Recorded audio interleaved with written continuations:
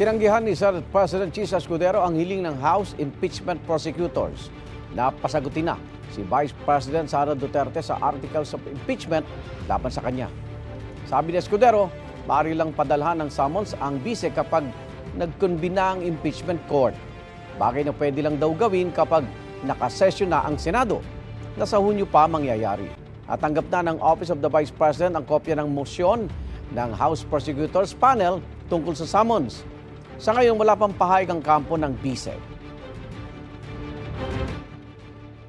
I will not do anything that is illegal unless a special session is called, which I doubt. Kapag may session ang Senado, doon lamang pwedeng magpresenta sila ng articles of impeachment at doon lamang din pwedeng i-convene ang impeachment court. Session is needed during legislative function of the Senate, but session is not needed when it comes to impeachment function of the Senate.